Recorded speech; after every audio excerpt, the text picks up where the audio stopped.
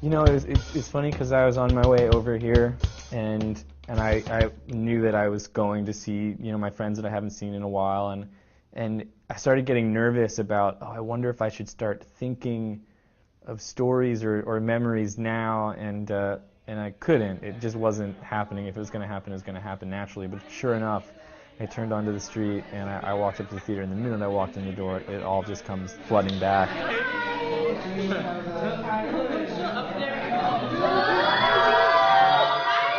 This is where our love blossomed. Mm-hmm. It's where it was born. It was where it was born. Yeah.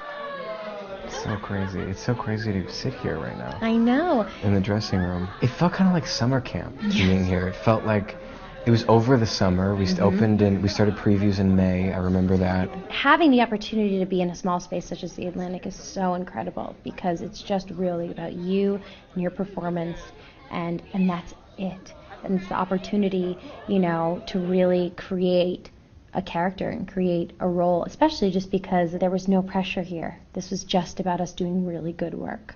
To make it as real and as stripped down and just there in front of you as possible, I think that is really hard to do in most places, except for a very special space like this where you walk in and you kind of feel like you could be in someone's living room, but you're in a theater and you're also in a church. The church feel, definitely. It gives it this whole vibe. I feel like the cool thing about starting off in this space is that this space was recreated for the Broadway production. And I think that because of that, we always felt so safe in this church, in this little theater. And then when we moved to Broadway, they carried the vibe of the Atlantic with it. And it allowed the show to be as successful. Yeah, because as like all the great reviews came in and people were praising it, no matter what, when we showed up at the Eugene O'Neill, it still kind of felt like we were performing at the Atlantic. So many things pop into your head. It's like, oh, I remember the day that we walked off stage and we all had like stage blood on our costumes, and we couldn't figure out why, because nobody bleeds in this show. And we found out that they had done Martin McDonagh's show, The Lieutenant of Inishmore, right before ours, that it had all of this blood and guts flying everywhere. And it had gotten into the rafters and hardened, and then we did our show in the summertime, and so it would get so humid that it would start melting again. And stage blood was like raining down on us during some of these matinee shows. The song Crazy by CeeLo had just dropped. Oh my God, Leah played that and over Leah and played over that again. song about 70 times in a row. Yeah. And then one time she drove me home in her car and we listened to that all the way back to my apartment. She literally drove you crazy. Oh! Thank you, guys. All right, that's a wrap. You guys have been That I was doing, I'm done. This was all dirt. You know? Yeah. Well, there's photos right there. It was a very hard show to do every night, emotionally.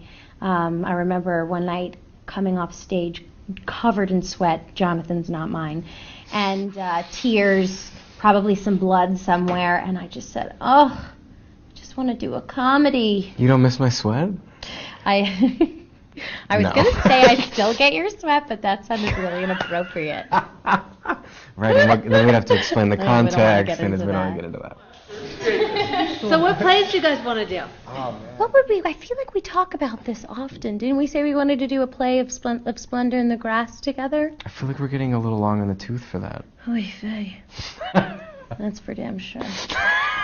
Senior year, I remember this girl coming up to me and being like, I'm so glad that I can finally talk to you, because I remember freshman year I was just really nervous and scared because I knew you were in Spring Awakening, and it was so odd to me to think wow, people actually sort of thought that we were on it at a different level in some way, but we were so just kids that we didn't feel any different. It just happened to be the surreal world that we were living in. It was so groundbreaking in its time, and so for all of us who were between the ages of 14 and 23 to be working on a piece of theater that was so formative at a young age, I feel like it's really completely changed the trajectory of all of our lives, and it taught me what it meant to be like a real artist, and it taught me how to act.